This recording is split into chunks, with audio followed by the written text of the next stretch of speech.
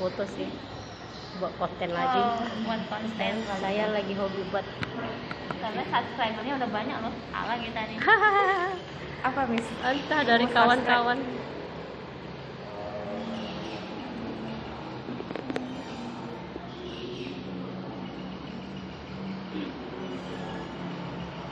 Assalamualaikum warahmatullahi wabarakatuh. Shalom. Namo Buddhaya, Namo Maitreya, salam kebajikan. Selamat pagi mama-mama semua. Semoga selalu sehat ya. Jadi mama yang udah 2 kali jangan bosan ya ketemu saya ya. Berarti mama itu sebenarnya sangat luar biasa. Kenapa? Karena anaknya disekolahkan, semuanya di sekolah Kasih Maitreya. Itu adalah penghargaan. Tepuk tangan dong buat mama semua. Ya. Yang terhormat Ketua Yayasan Prastamika Maitreya Cabang Selayar Panjang yang dalam hal ini diwakili juga oleh manajemen mutu, juga yang saya hormati Ketua Komite Yayasan Kasih Maitreya Ibu Damir Yalawati SSI. Terima kasih juga Ibu sudah menitipkan anaknya 2 putra putri kepada kami. Berarti itu adalah kepercayaan yang sangat luar biasa. Yang pertama ingin saya sampaikan adalah terima kasih banyak kepada ibu-ibu yang telah hadir pada pagi hari ini. Ini kok sedikit ya, karena kami bagi 2. Kalau kami buat 1 nanti tidak ikuti protokol kesehatan. Jadi kami bagi 2. Yang pertama jam 8, yang kedua nanti jam 9.30. Itu yang pertama saya ucapkan terima kasih. Yang satu lagi, yang kedua saya ucapkan terima kasih juga kepada Mama Jasansu. Ya, terima kasih sama Mama Jasinsa, Mama Rifana, Kristi, dan juga Mama Noela sudah mempercayakan putra putrinya untuk bersekolah di SKM. Itu adalah kebanggaan bagi kami. Berarti mama-mama semuanya, ini papa nggak ada ya hari ini. Semalam baru ada 1 bapak. Hari Senin, hari Selasa nggak ada bapak. Hari Rabu ada bapak 1. Hari ini udah sepi lagi nggak ada bapak. Berarti ini menunjukkan bahwa guru yang paling utama yang sangat luar biasa itu adalah mama. Mama selalu concern, selalu fokus terhadap perkembangan anaknya. Sampai selalu diundang sama sekolah, datang terus gitu ya. Jadi mudah-mudahan kepercayaan dari semua orang tua yang telah menyekolahkan anak-anaknya di TK Kasih Maitreya dapat kami wujudkan dalam bentuk kerjasama selama 1 tahun ini, sehingga anak-anak kita nanti di akhir pelajaran dapat menjadi anak yang lebih berkembang seluruh potensinya. Amin. Puji syukur kehadirat Yang Maha Esa, kita dapat berkumpul di ruang kelas Hewan Fortunet. Jadi disinilah putra putri ibu-ibu semua bermain sambil belajar. Karena intinya anak-anak usia ini itu harus dipuaskan dulu bermainnya. Tetapi dalam kondisi bermain dia juga belajar banyak hal. Itu yang namanya itu yang dinamakan oleh para ahli bermain yang bermakna. Sehingga kami sangat yakin bahwa dengan adanya kegiatan parenting ini yang selalu rutin kami adakan setiap tahun, menjadi jembatan untuk kami menyampaikan seluruh informasi yang ingin diketahui oleh orang tua murid, agar mama semua tahu selama 1 tahun ke depan ini mau belajar apa gitu. Baik, saya lanjutkan. Izinkan saya tutup. Mungkin mama yang sudah kenal saya, namanya belum berubah, masih ya. Saya diamanahi oleh yayasan sebagai pengelola PAUD, di mana PAUD ini terdiri dari TK, playgroup, TPA, dan juga saya membantu operasional TK yang ada di Desa Beting. Sehingga tugasnya banyak, tapi insya Allah semoga doanya juga banyak, jadi lancar. Saya mulai bertugas di Selayar Panjang itu tahun 2011, jadi sudah 10 tahun jadi ya di Selayar Panjang. Untuk di Dunia PAUD, saya baru belajar 17 tahun dari tahun 2003. Jadi masih banyak yang ingin saya pelajari tentang dunia PAUD. Mudah-mudahan diberikan jalannya, dan saya pun diberikan amanah oleh Kementerian Pendidikan sebagai pelatih bagi guru-guru PAUD, terutama yang ada di Kabupaten Kupang Meranti. Begitupun dengan kegiatan-kegiatan kami yang juga aktif di organisasi profesi guru PAUD. Izinnya saya untuk memperkenalkan guru wali kelas yang ada di kelas Dewan Fortuner. Silakan Miss Andri ini berdiri. Perkenalkan, ini adalah Miss Andrini SPD PAUD. Ya, beliau adalah wali kelas Dewan Fortuner. Latar belakang pendidikan adalah sarjana pendidikan anak usia dini dari Universitas Lancang Kuning Pekanbaru. Jadi Miss Andrini ini baru bergabung di sekolah kami dan memiliki basic pendidikan yang memang benar-benar PAUD. Mudah-mudahan selama 1 tahun ke depan Miss Andrini dan mama-mama semua dapat menjalin komunikasi yang efektif, positif untuk perkembangan putra putrinya. Jadi mama boleh bertanya apapun kepada Miss Andrini terkait tumbuh kembang anak-anak selama di sekolah. Jadi mudah-mudahan nanti Miss Andrini juga bisa menyampaikan informasi-informasi yang sangat positif untuk perkembangan anak kita. Terima kasih Miss Andri. Lalu Miss Andrini tidak sendiri di kelas Dewan Fortuner, ada asistennya yang membantu baik itu di pembelajaran pagi-pagi maupun di posisi siang. Silakan berdiri Miss. Ini adalah Miss Ismida SPD. Jadi beliau akan membantu Miss Andrini sebagai asisten mengajar putra putri Bapak Ibu. Miss Ismida basic pendidikannya sarjana pendidikan bahasa Inggris.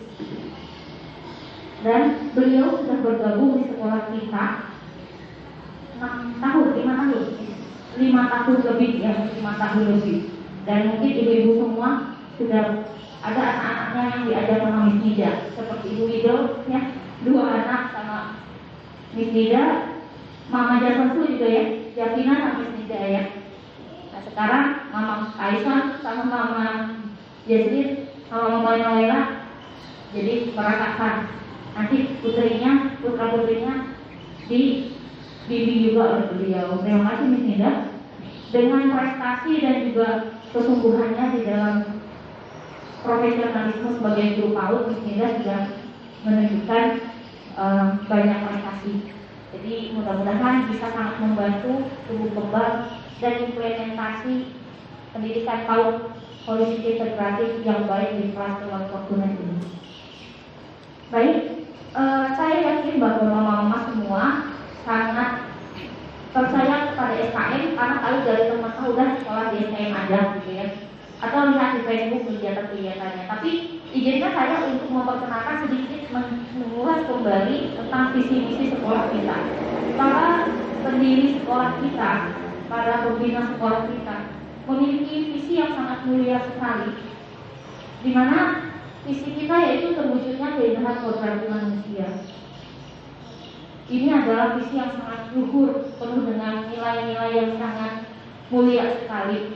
Ketika Dewan Pembina dan Dewan Pendiri mengharapkan bahwa sekolah ini ke depannya dapat menjadi tempat untuk memunculkan benih-benih generasi yang sangat indah perilakunya, karena mereka menyadari bahwa sebagai manusia Tuhan telah menitipkan begitu sangat banyak potensi yang sangat luar biasa.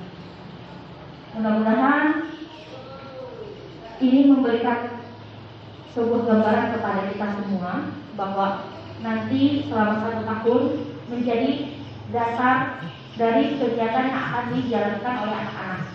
Ya. Lalu dengan cara apa kita menjalankan visi itu?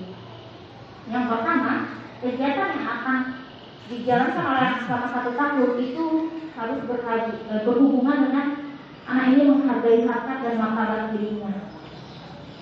Sebagai seorang manusia, setelah kita tahu begitu sangat mulianya Tuhan menciptakan kita, anak-anak kita perkenalkan dengan bagaimana dia harus menghargai dirinya sendiri.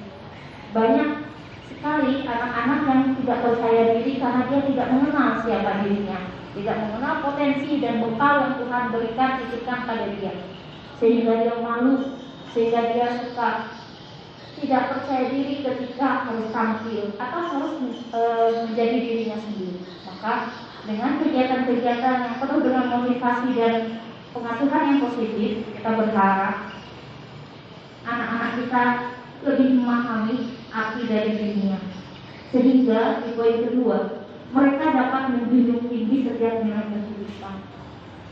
Saat mereka sudah menyadari betapa indahnya Tuhan menciptakan mereka, mereka pun akhirnya dapat menghargai orang lain dan sekitarnya. Karena ternyata nilainya sangat luar biasa, lebih berharga dari harta, lebih berharga dari segala sesuatu yang ada di dunia ini. Zaman sekarang kehidupan gampang diambil ya. Banyak orang yang begitu sangat mudah mengambil kehidupan orang lain tanpa mengerti esensi dari kehidupan itu sendiri. Jadi mudah-mudahan anak-anak kita sejak dini dikenalkan esensi ini lebih menghargai. Selain daripada itu juga poin yang ketiga yaitu mencintai alam.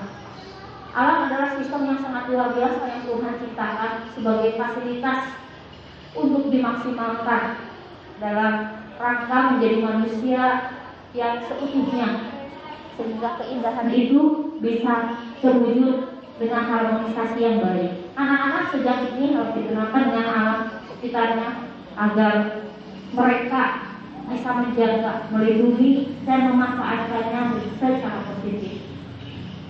Yang keempat, ketika terjadi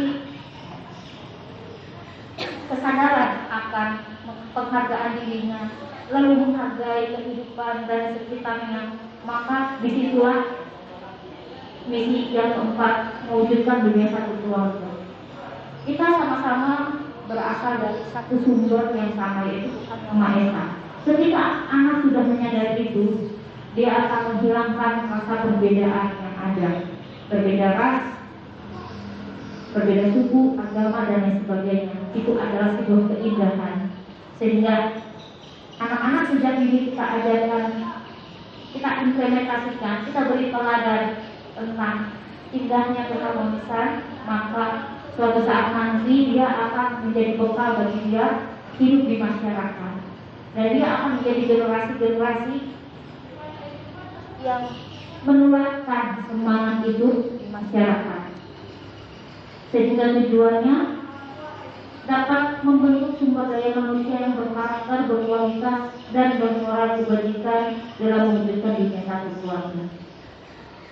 Dengan segala kesadaran dan implementasi praktek dari menghargai kehidupan, akan muncullah sumber daya manusia, anak-anak generasi yang berkarakter dan bermoralitas yang sangat tinggi, sehingga mereka yang seperti dari saya sampaikan menjadi generasi yang lebih baik ke depannya, memberi nilai positif bagi lingkungannya. Dengan moto antusias, ramah, dan kasih, kami sangat yakin bahwa dengan kerjasama yang positif antara sekolah dan juga orang tua, komunikasi yang positif antara sekolah dan orang tua, anak-anak semakin percaya diri. Oh iya, mama dan juga miss itu sama-sama sayang sama saya, sama-sama ingin saya menjadi orang yang hebat. Dari situlah muncul optimisme anak-anak ini, dan begitu pula dengan apa yang kami lakukan pada hari ini. Kami optimis sekali 1 tahun ke depan kita bisa bekerja sama. Lalu kegiatan-kegiatan apa saja yang seperti apa Miss yang harus mencerminkan tadi visi misi tujuan dan moto di sekolah Adi Maitreya? Yang pertama ada kegiatan belajar mengajar yang pasti akan dilakukan di sekolah kita, baik itu di kelas maupun di luar kelas. Lalu ada juga kegiatan field trip. Kegiatan field trip itu belajarnya di luar lingkungan sekolah. Mungkin bagi orang tua murid yang pernah kita ajak pergi ke kebun sayur atau ke bank di luar lingkungan sekolah. Anak-anak sejak dini harus diperkenalkan dengan lingkungan sekitarnya. Mereka harus paham bahwa mereka tinggal di Selat Panjang, Kabupaten Meranti. Mereka harus mengenal lebih banyak wawasan yang ada di sekitarnya sehingga mereka bangga dan bisa memiliki wawasan yang membuat mereka memiliki cita-cita, impian, dan juga hasil akhirnya adalah kontribusi buat lingkungan. Lalu yang ketiga adalah cooking class. Cooking class ini pembelajaran memasak anak-anak bersama guru. Sebenarnya ini kelihatan sederhana, tapi nilainya sangat luar biasa. Banyak sekali anak-anak zaman sekarang ketika makan itu pilih-pilih. Kalau maunya A ya A, maunya B ya B. Dia nggak peduli mamanya itu pusing ke pasar, dia harus belanja dengan uang yang ada. Terus udah gitu sampai harus memasak, udah jadi masakannya tidak dimakan. Bagaimana segala jerih payah seorang ibu tidak dihargai, padahal itu niatnya sangat baik. Untuk itu, dengan adanya kegiatan cooking class, anak-anak diharapkan dapat mempunyai sikap yang lebih bijaksana, menghargai jerih payah ibu. Karena semakin hari perkembangan zaman melunturkan penghargaan seorang anak terhadap ibunya.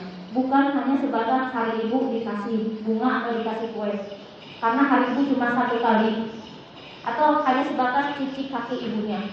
Tapi lebih cenderung kepada bagaimana anak bisa menghargai ibu setiap harinya, karena itu yang akan mengajarkan kepada anak cara berbakti kepada orang tuanya.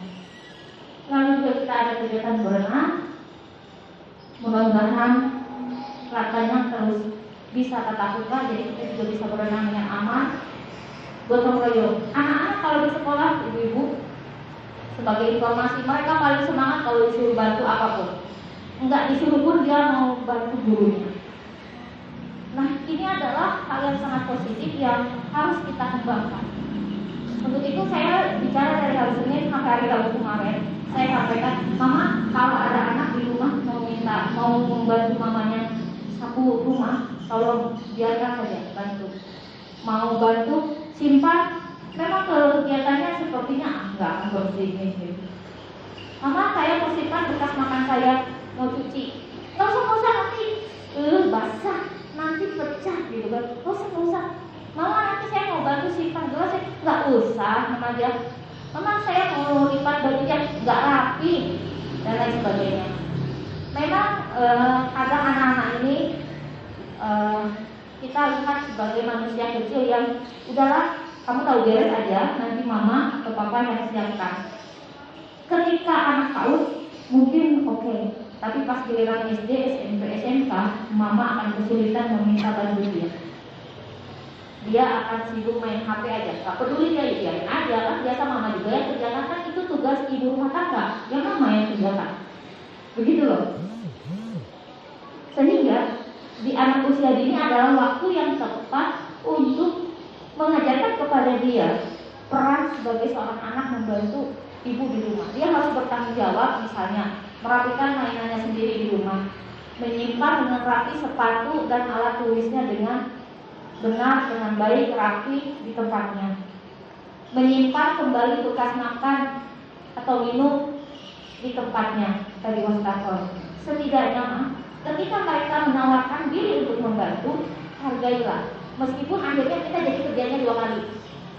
Yang satu, oke lah bantu lah, dia tengok-tengok, gitu aja, terus soalnya masih ada gitu dan sebagainya. Tapi yakinlah, ketika mama terus beri kesempatan kepada dia untuk bertanggung jawab, SD, SMP, SMK terus lakukan itu, maka emosi mama dengan mereka masih nyambung. Nggak akan terjadi seperti laporan-laporan yang nyampe ke saya. Pusing nih, anak saya nih kelas 7, kelas 9, dia main HP aja, nyuci piring nggak ada, sapu rumah nggak ada. Anak gadis nih, sana, bikin pusing aja, main sana gitu. Akhirnya pada saat itu dia pikir ya udah, itu tugas mama sebagai ibu rumah tangga. Saya nggak Itu memang hak saya sebagai anak dilayani. Akhirnya sampai dia dewasa dia menganggap bahwa dia nggak perlu melakukan apa-apa. Gitu. Jadi kegiatan yang sederhana, bikin repot, tapi di awal saja.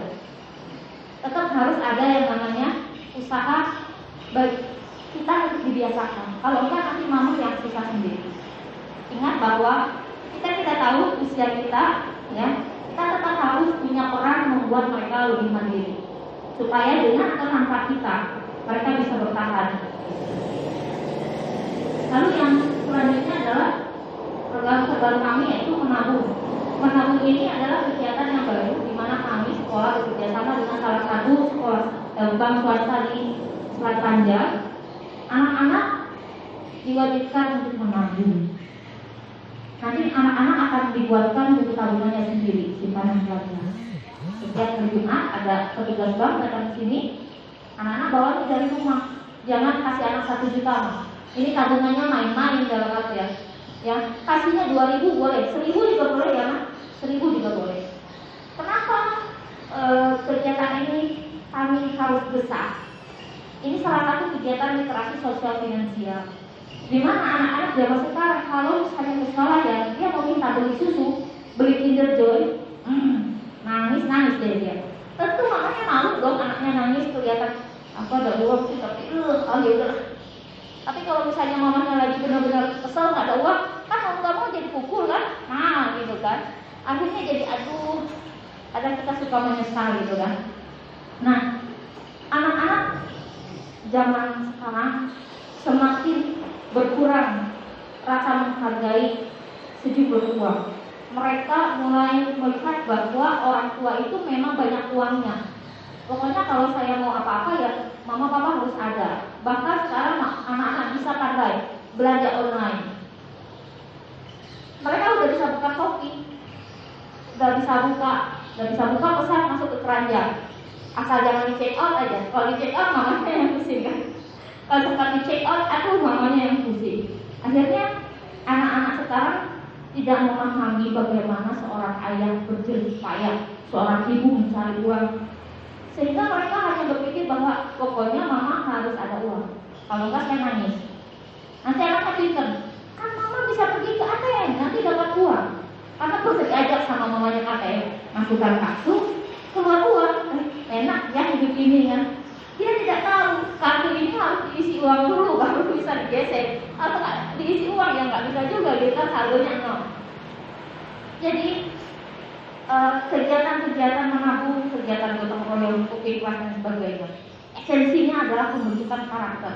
Ketika mereka memahami bahwa perencanaan hidup ini butuh perencanaan keuangan, mereka sejak dini harus diperkenalkan lebih giat supaya ke depan mereka lebih menghargai lagi tentang hidup hemat. Sekarang itu kan mau apa-apa tuh ada, kita seperti disediakan segalanya. Yang jelas uang itu nggak apa-apa, nggak punya uang boleh pinjam dulu, banyak pinjaman online. Di Shopee boleh belanja dulu, bayarnya nanti. Aduh, mau naik pesawat boleh bayar, boleh beli pesawat, beli tiket pesawat dulu, bayarnya nanti. Ada pay later. Jadi kita betul-betul diuji untuk menguasai hawa nafsu kita. Nah, anak-anak kita kalau kita dibiasakan sejak dini mengerti bahwa sesudah TK harus SD, sesudah SD harus SMP, harus SMK, mungkin nanti harus kuliah dan kerja. Nah, itu butuh uang yang gak sedikit. Kalau kita tidak kenalkan dia sejak dini bahwa sekolah itu pakai biaya tiap bulan, seragamnya harus beli, bukunya juga harus beli, atau pas jajan itu mereka harus diatur juga. Ini butuh bagi ibu semua. Kalau kita tidak kenalkan mereka sejak dini, maka di SD udah sulit karena mereka sudah tertanam bahwa mama yang harus belanjakan. Saya nggak mau tahu, pokoknya harus ada. Nah, itu sangat disayangkan. Mari sama-sama sejak usia dini kita mulai lagi tanamkan kepada mereka nilai-nilai yang positif.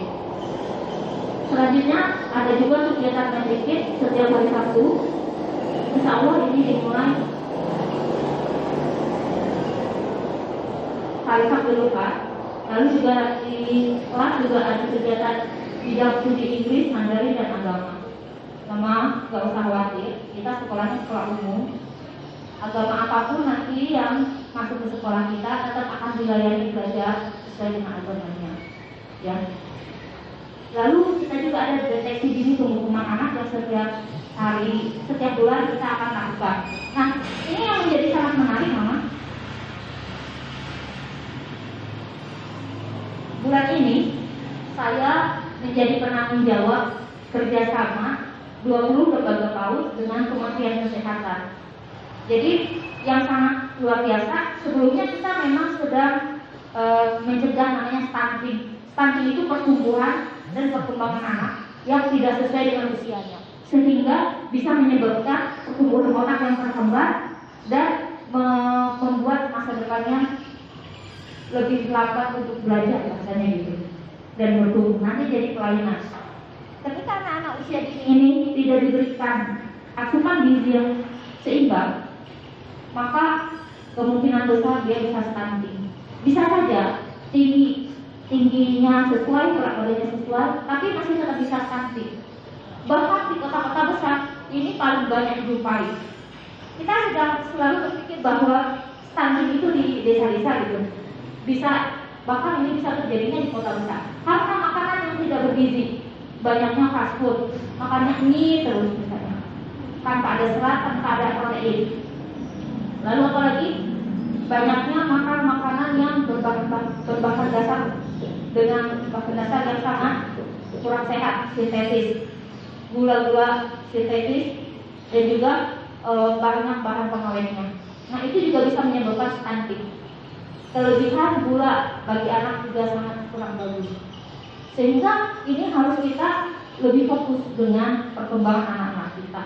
Bukan berarti yang banyak makannya itu sehat juga, belum tentu. Bukan berarti yang dia nggak suka makan juga nggak sehat. Jadi setiap bulannya kita akan bantu untuk mengecek dengan kuesioner-kuesioner yang lengkap. Selain itu, dari program kerjasama kami dengan Kementerian Kesehatan itu, yang bikin saya kaget adalah TBC. TBC pada anak usia ini dijumpai besar di Indonesia. Makanya Kementerian Kesehatan menggait 229 kabupaten kota se-Indonesia, termasuk kabupaten kita, untuk melihat screening di PAUD-nya ada yang anak TBC tidak. Apa TBC ini? TBC itu salah satu jenis penyakit paru-paru yang disebabkan oleh salah satunya adalah virus dan bakteri. Yang pertama penyebabnya ada anggota keluarga kita di rumah yang perokok aktif. Anak secara tidak langsung ketika di dalam kandungan itu dia sudah menghirup udara yang tidak sehat. Itu pertama. Yang kedua, pada saat dia lahir sampai sekarang dia menghirup secara tidak langsung. Itu yang menyebabkan anak-anak mudah sekali influenza, batuk yang berdarah dan terus menerus, terus berat badan yang juga tidak seimbang gitu. Tapi anak saya makannya banyak, justru itu yang dikhawatirkan. 2 hari yang lalu saya ikut simposiumnya, ibu harus khawatir katanya kalau misalnya anak ibu berat badannya tidak sesuai dengan tinggi badan, karena makanan yang dia makan itu akan habis oleh penyakit itu. Saya rasa kok nggak logika banget ya, kok sekarang TBC kok pernah ke anak, biasanya kan ke kakek-kakek gitu ya, ke bapak-bapak gitu kan yang merokok, kok ini anak-anak kena. Ternyata kita juga harus khawatir ketika, makanya kita beruntung sih bisa pakai masker. Bisa saja kita pergi ke satu tempat atau ke rumah saudara, ada orang yang tidak sadar kalau dia TBC, dia menularkan virus TBC itu melalui air ludah dan juga cairan dari hidung. Nah, itu yang bisa mengenai kita. Makanya banyak ya orang tua yang saya nggak mau anak saya digendong sama orang lain gitu ya, karena memang dijaga. Atau jangan boleh dicium sama Ape atau sama Aceh gitu, nggak boleh, dan lain sebagainya. Ternyata itu memang ada manfaatnya gitu. Bisa jadi TBC itu kenanya dari kegiatan-kegiatan seperti itu yang tanpa kita sadari. Nah, insya Allah nanti sampai bulan Desember kerjasama kami dengan Kemenkes untuk men-screening anak-anak kita apakah ada kecenderungan ke sana. Yang pertama untuk stunting, yang kedua untuk TBC. Semoga tidak ada angin. Ya. Lalu kita juga setiap minggu akan melaporkan kepada orang tua melalui buku komunikasi laporan pencapaian perkembangan anak. Apa saja yang indikator-indikator kompetensi-kompetensi yang dikembangkan di minggu itu. Lalu dari Kementerian Kesehatan itu anak-anak punya jatah vitamin A. 1 tahun sebenarnya 3 kali, tapi di Meranti jadinya 2 kali. Ya, karena untuk dibagi supaya rata. Vitamin A ini sangat bagus, Mas. Efek sampingnya nggak ada. Kalau tak salah saya, ini mohon dikoreksi jika salah. Vitamin itu kalau berlebihan di dalam tubuh maka dia bisa dialirkan melalui air. Itu vitamin A, D, E, K itu bisa larut di dalam air kalau menurut saya. Jadi banyak orang tua ketika ada pemberian vitamin A kan biasa kita memohon izin ya, boleh dikasih atau tidak. Banyak yang menolak, padahal ini fungsinya sangat luar biasa untuk kesehatan mata. Apalagi anak-anak kita penggunaan HP-nya tinggi. Sebenarnya matanya harus kita maksimalkan untuk melihat sesuatu yang jauh, terutama yang jauh-jauh. Maka itu kami rekomendasikan kepada orang tua murid boleh mengajak anak-anaknya minimal seminggu sekali untuk melihat lingkungan yang lebih jauh. Nah itu bagus untuk lensa matanya, otot matanya juga. Karena terlalu sering melihat layar itu membuat tegang otot matanya sehingga dia tidak fleksibel mengatur lensanya. Lalu juga mereka juga dapat kesempatan juga mendapatkan obat cacing setiap 6 bulan sekali. Nah obat cacing ini sebenarnya mah sangat bagus sekali untuk membersihkan cacing-cacing yang ada di dalam perut anak-anak. Karena tanpa sadar mereka mungkin ada termakan dari jari, dari tangannya yang tidak dicuci atau dari mainan-mainan. Memang efeknya ini akan buang air besar, makanya dimintanya kalau misalnya dikasih obat cacing makannya malam-malam. Malam nanti paginya dia buang air. Jadi sebenarnya efek sampingnya nggak banyak, kecuali kalau mama di rumah memang sudah ada kasih obat cacing, nggak mesti kasih lagi. Kalau misalnya selagi bisa, sebaiknya dikasih. Kita sebagai orang dewasa pun demikian. Kalau misalnya kita merasa kita banyak makan, tapi kok masih lemes, masih seperti tidak fit, sering pusing, bisa jadi kita cacingnya. Ya, cacing itu sangat bermanfaat untuk yang mau diet. Ya, jadi memang habis dimakan sama cacingnya, tapi sebenarnya nggak sehat, nanti bisa anemia. Selanjutnya gosok gigi. Nah, gosok gigi ini mah sangat penting. Anak-anak pasti suka yang namanya permen yang suka namanya coklat. Tapi berdasarkan pengalaman kami bahwa anak-anak dengan gigi yang tidak sehat itu kualitas belajarnya rendah. Pertama, dia sering sariawan itu rendah. Ada anak kami yang sering sariawan, rendah. 2, gigi gusinya suka bengkak. Ada, itu nggak akan konsentrasi. Untuk ngomong pun dia susah. Pokoknya sensitif aja, diam aja. Nanti dikit emosi aja. Pokoknya bawaannya emosi. Orang dewasa kalau sakit gigi juga emosi ya. Yang ketiga, ketika giginya berlubang atau giginya berkarang. Jadi mohon bantu, ini juga sangat penting bahwa kesehatan gigi harus menjadi prioritas, salah satu prioritas kita pada anak-anak kita. Memang sih sederhana, sebelum tidur gosok gigi itu sangat penting sekali. Lalu kegiatan cross country itu anak-anak diperkenalkan dengan kegiatan di lingkungan kita. Lalu gerakan baku, gerakan nasional orang tua membacakan gigi. Bagi sebagian besar orang tua yang sudah putra putrinya di SKM pasti tahu bahwa SKM ini ada banyak acaranya. Salah satunya gerakan nasional orang tua membacakan gigi.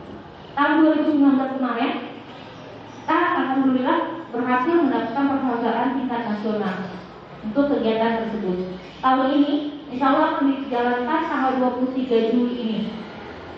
Tanggal 23 Juli bertepatan dengan Hari Anak Nasional. Jadi kami sangat berharap peran serta dari ibu-ibu semua bahwa buku ini sangat penting, bukan saja untuk membuat anak ini bisa baca saja tidak, tapi melatih daya imajinasi mereka, melatih analisa mereka, melatih juga mendekatkan sosial emosional ibu dan juga anak. Jadi ini sangat penting sekali. Tahun-tahun sebelumnya kita mendesak juga guru-guru kita untuk membuat buku. Ayo buat buku, ayo buat buku.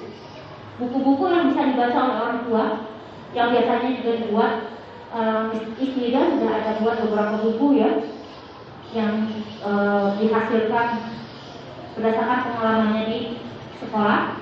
Bahkan ketua komite kita ibu ya sangat bangga sekali saya. Beliau juga adalah penulis.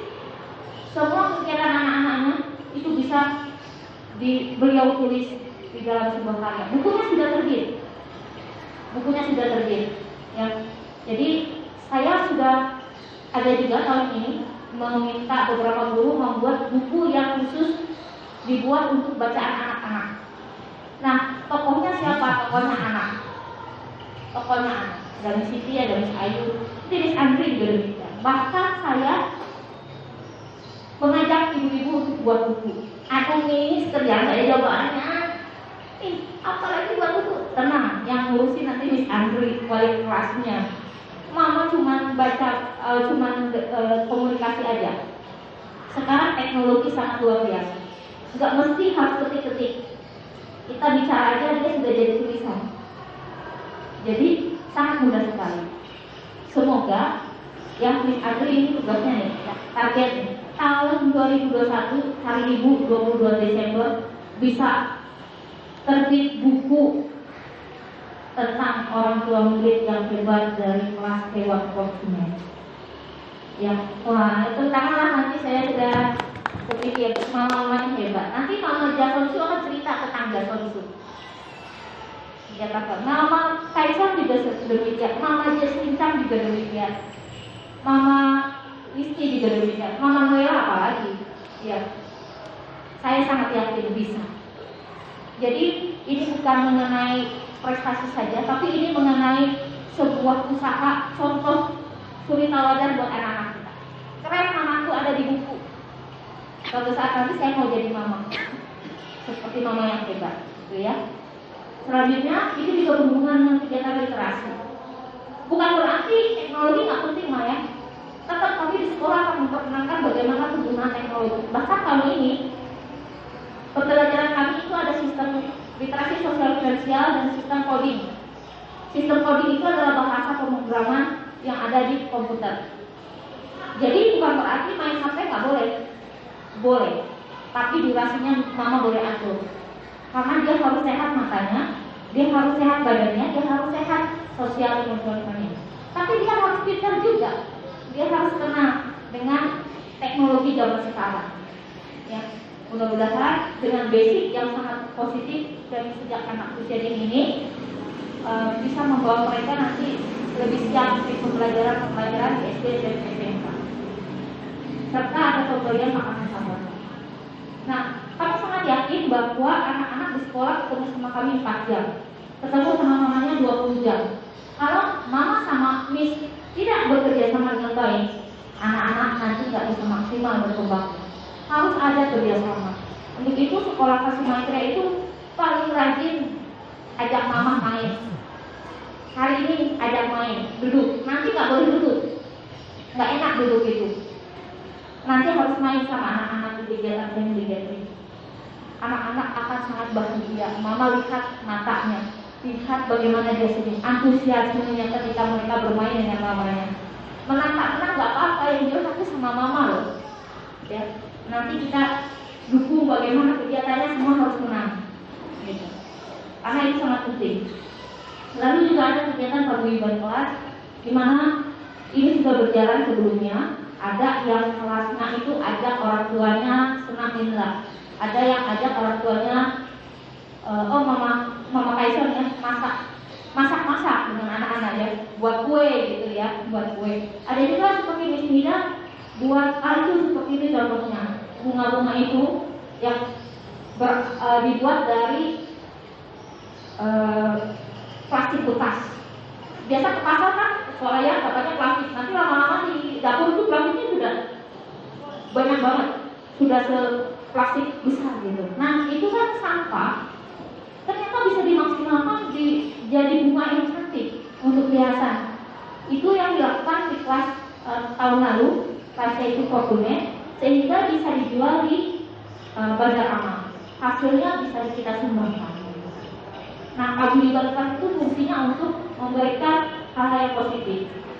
Adapun kelas inspirasi, di mana anak-anak nanti diperkenalkan dengan berbagai profesi, bazar amal, kelas akhir tahun dan seligi. Dan ini sedikit yang ingin saya informasikan bahwa saya yakin bahwa mama dari minggu-minggu kemarin, Miss tatap muka gak ya? Miss online ya? Gitu udah semua pasti bisa. Kalau online gimana? Wasi lah, pusing di rumah, gitu kan? Tapi alhamdulillah Tuhan memberkati selatan jam. Ya, Tuhan memberkati Meranti. Akhirnya tanggal 8 Juli Dinas Pendidikan dan Kebudayaan Kabupaten Kepulauan Meranti mengeluarkan surat tentang apa?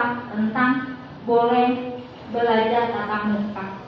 Sebenarnya dari tanggal 12 sudah boleh sekolah, tapi karena kami ada karantina harus setiap hari, jadi baru tanggal 19 mama boleh masuk ya pagi-pagi. Masuknya ya 10 sampai jam 11.30. Ini sebentar sekali. Sebenarnya sesuai suratnya cuma 1 jam, cuma boleh 1 jam. Tapi karena kita sampai hari Jumat sekolahnya, jadi bisa 1 jam setengah. Ya. Mohon di asar sebelum jam 10, jam 9.45 paling lambatnya. Lalu pulang jam 11.30. Untuk bimbel sudah ada ya dari hari Senin kemarin. Semalam sudah yang hari ketiga. Alhamdulillah anak-anak sudah banyak ditinggal. Senang sekali saya. Ya mamanya nggak usah sekolah. Sudah oke. Nangis itu sebentar aja. Udah gitu belajar ya. Udah lupa lagi. Awal-awal memang begitu mah di minggu pertama. Tapi saya sangat optimis ini hari keempat udah aman. Ya. Jadi hari Senin nggak usah ditunggu juga. Gitu. Lalu ini kebutuhan anak untuk buku sama ATK nanti kami sudah siapkan. Kamu boleh lihat buku-buku sudah ready, alat tulis sudah ready. Nanti kita tinggal pasang di buku-buku. Bagi mama yang anaknya dari playgroup kita naik ke TKA, maka barang-barangnya nggak sama. Nggak sama dalam artian barang-barang yang masih bisa digunakan dari playgroup di TKA kita akan gunakan. Jadi banyak barang-barang seperti lem, pensil, buku-buku yang masih bisa digunakan dan lain sebagainya. Jadi termasuk 1 liputan ya misalnya ya. Jadi nggak, jadi ada perbedaan harga sedikit ya. Jadi kita maksimalkan barang-barang yang masih ada di tahun yang sebelumnya. Lalu kami mohon kepada orang tua bawakan baju bersih kepada anak. Lalu baru udah bawa pakai plastik, nanti kasih sama wali kelasnya. Karena nanti anak keringat, anak bisa saja muntah, anak bisa saja pipis tak atau buang air besar di kelas. Karena tak bisa diprediksi, tiba-tiba masuk angin, gitu. Jadi baju ini sangat bermanfaat. Selanjutnya adalah menu. Tolong mama, kalau sudah aktif nih tadi kalau di sekolah, setiap sekolah kasih minumnya jangan sedikit. Karena kalau anak dehidrasi, kerja otaknya mengecil, anak akan konsentrasi, dia kekeringan. Setelah itu apa? Anak jadi sensitif, mudah marah. Bisa jadi suami ibu mudah marah karena dia kurang minum. Kalau dia lagi marah, ibu kasih minum dulu. Pak minum dulu pak, minum dulu ya. Sampai dia udah terpenuhi, nanti dia ajak ngomong. Anak-anak juga demikian. Kalau dia kurang minum, maka performa tubuhnya juga sangat bagus. Nah, satu lagi, tolong perhatikan bagaimana mereka buang air besar. Buang air besar sangat penting, Mama. 1 hari minimal 1 kali. Ketika kita sebagai manusia tidak mengeluarkan kotoran itu 1 hari, itu setara dengan racun rokok 1 bungkus. Jadi anak-anak kita butuh dibantu untuk pertama minum yang cukup. Yang kedua, makan serat supaya dia lancar. Saya berikan pengalaman bahwa anak yang tidak lancar pengajusannya itu belajarnya lebih rendah dibandingkan anak yang lancar. Ya, jadi semoga Mama bisa mendukung ini. Dan juga jalur vegetarian. Saya yakin siapa yang bersekolah di sekolah Haji Manika sudah tahu ada sekolah itu vegetarian. Di luar dari itu bebas. Ya, termasuk kami juga. Kami di area sekolah kami bervegetarian, tapi di luar itu kita bebas. Sama untuk snack selama belum normal itu tidak ada. Jadi bayar SPP-nya tidak tanpa makan, ya. Baik, mungkin itu yang bisa saya sampaikan. Mohon maaf jika ada yang kurang berkenan. Selamat pagi semuanya.